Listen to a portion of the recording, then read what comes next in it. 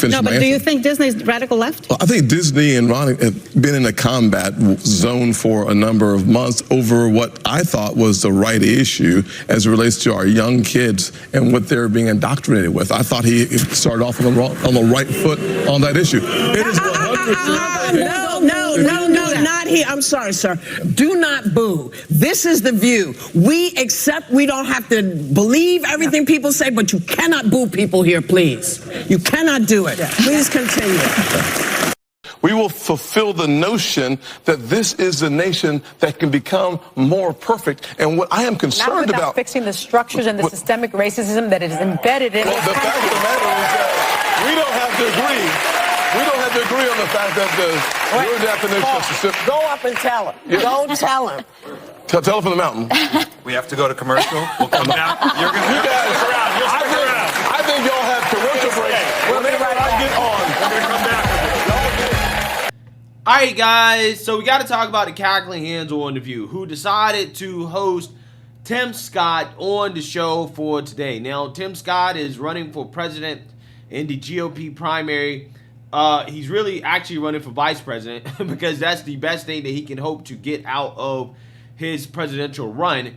But nonetheless, again, Tim Scott is an interesting guy because he is a Republican who happens to be black, and he takes a whole lot of heat from the mainstream liberal media for being a black person who's not thinking correctly, aka a black person who doesn't vote Democrat. And race hustlers like Sunny Hostin on The View have, again, taken shots at Tim Scott in the past. You know, you had Joy Behar, who took a shot at Tim Scott and black Republicans last week when she claimed that they don't understand racism. Because her, as a liberal white woman, she understands racism better than somebody like, again, a Tim Scott or a black conservative or a black Republican. It's just absolutely amazing.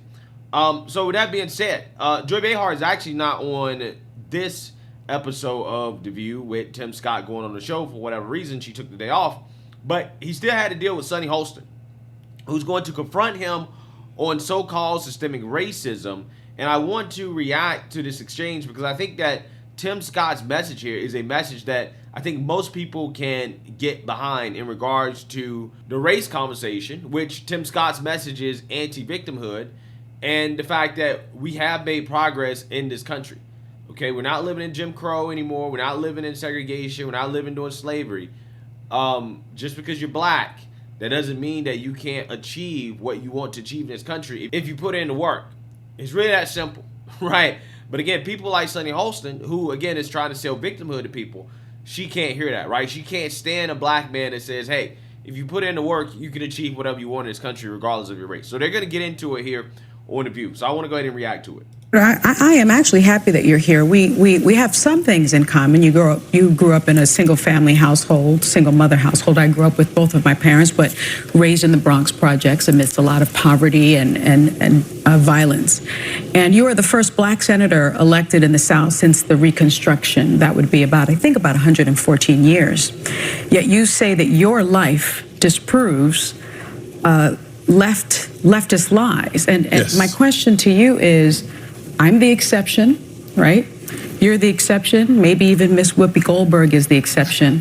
Oh, she's definitely the exception. But we are not the rule. And so when it comes to racial inequality, it persists in 5 core aspects of life in the U.S. Economics, education, healthcare, criminal justice, and housing. At nearly every turn, these achievements were fought, threatened, and erased, most often by white violence. You have indicated that you don't believe in systemic racism. What is your definition of systemic racism? Let me answer the question that you've asked or does it even exist in your mind? Let me answer the question this way. One of the things I think about, and one of the reasons why I'm on the show, is because of the comments that were made, frankly, on this show, that the only way for a young African-American kid to be successful in this country is to be the exception and not the rule. That is a dangerous, offensive, disgusting message to send to our young people today, that the only way to succeed is by being the exception. I will tell you that if my life is the exception, I can't imagine. But it is. But it's not actually. It's been 114 years. Yeah. So the fact of the matter is, we've had an African American president, African American vice president. We've had 2 African Americans to be secretaries of the state. In my home city, the police chief is an African American who's now running for mayor. The head of the highway patrol for South Carolina is an African American. Still in exceptions. In 1975, there was about 15% employment in the African American community. For the first time in the history of the country, it's under 5%. 40% homelessness. And 50% of the folks in our community get 13% of the population. You had the chance to ask the question. I know that I've watched you on the show that you like people to be deferential and respectful, so I'm going to do the same thing. True. So here's what I'm going to suggest. Yeah, so here's the thing. I think Sunny Hostin is right and wrong here. Okay, the reason why she is right is because, yes, Tim Scott and herself are exceptions, right? Tim Scott being a successful politician, okay, he's a senator, and Sunny Hostin being a propagandist on The View, right? Yes, they are exceptions. However, this is not a racial thing. Tim Scott and Sunny Hostin will be exceptions even if they were white, right? So every white senator is an exception, or every white propagandist on The View is an exception, because most white people don't get those positions, right? Those positions are prestigious positions. They're highly paid positions. They're positions that come with a lot of fame. They come with a lot of responsibility. These positions, by definition, are going to be rare, right? Which means that, yes, people in those positions are going to be exceptional. That's not a race thing.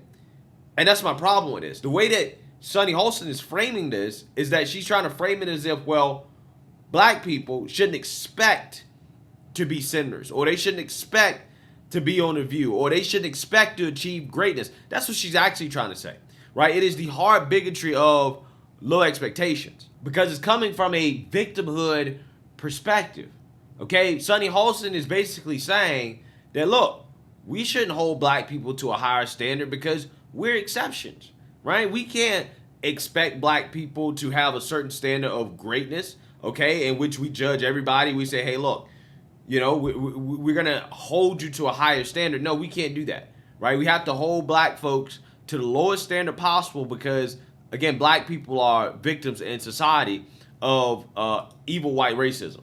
That's what she's trying to say here. Okay, so I think she's right and wrong at the same time. I'm going to suggest the fact of the matter is that progress in America is palpable. It can be measured in generations. I look back at the fact that my grandfather, born in 1921 in Sally, South Carolina, when he was on a sidewalk, a white person was coming, he had to step off and not make eye contact. That man believed then, with some doubt now, in the goodness of America, because he believed that having faith in God, faith in himself, and faith in what the future could hold for his kids would unleash opportunities in ways that you cannot imagine. Every kid today can look, just change the stations and see how much progress has been made in this country. ABC, NBC, CBS, ESPN, CNN, Fox News all have African American and Hispanic hosts. So what I'm suggesting is that the yesterday's exception is today's rule. And for us to so suggest— America has met its promise. No, of course, the concept of America is that we are going to become a more perfect union. But in fact, the challenges that we face 50 years ago and 60 years ago should not be the same challenges that we face today. And here's the way that you measure that. When my mother was born, about 10% of African Americans got a high school degree, diploma. Today it's over 90%. When you look at the income success that we've had— That's an HBCU stat. Well, listen, HBCU stat is a good one, because one of the reasons why I took the funding for HBCUs to the highest level in the history of the country, and then I helped make it permanent, is because I believe that education is the closest thing to magic in America. So I'm about making sure that our kids have as many opportunities to succeed as possible. Yeah, so notice how Sunny doesn't have a response, right? She doesn't have a comeback for the so-called anti-black sellout Tom senator, Tim Scott, talking about how he helped secure more HBCU funding under the Trump administration. You know, it's amazing how that works. How they come out here and they say all this stuff about how Trump is racist. Again, if you're a black conservative, black Republican, you're supposed to be anti-black or whatever. The GOP's racist. And it's like, bruh, why would they give HBCUs, historically black colleges and universities, more money if they were racist, right? And again, it's not like these colleges or universities are like producing a ton of cutting edge research. I'm not saying they're not producing any research, but let's keep it 100. In the grand scheme of things, again, these colleges are not at the cutting edge when it comes to producing research and leading in academia. So, I mean, you could argue that, hey, maybe some of these schools shouldn't exist, right? If it wasn't for government and state funding, some of these schools wouldn't be able to survive, right?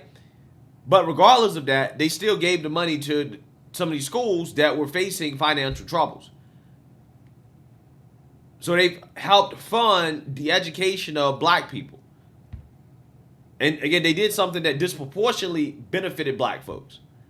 But yet they never get any credit for it, right? All I hear about racism this, racism that. But Republicans actually went out of their way under the Trump administration, again with Tim Scott's help, to fund black education, black colleges and universities. Now again, how many of these kids at these universities, how many of them you think actually voted for Republicans, right? Or voted for Trump? And this is what you got under the Trump administration, again, with very little support from the actual black vote. That and opportunity zones. So you saw that Trump was at least willing to do something for black folks, okay, or to try to help out black people in various ways. It's just a shame that the guy didn't get the credit that he deserves for that, right? He definitely didn't get the amount of votes that he should have got. And then black people wonder why. Well, why don't the Democrats ever do this? Why don't the Democrats ever do that? Well, it's because you can literally have a Republican president in office and he do things for you, right? And then you still won't vote for him because the Democrats know that all they got to do is just say that he's racist, right? Doesn't matter what he actually does. Just say that he's racist. And this is why Democrats do nothing for black folks, right? Because they know that black people are going to keep voting for them no matter what. There is no incentive to do anything for black people. One of the reasons why I need an opportunity to succeed because I have to go to. They're begging. They're begging. We're coming. I'm just getting started. I know. I believe all people can see the success that I've had. We'll be right back. Okay. I'm sorry.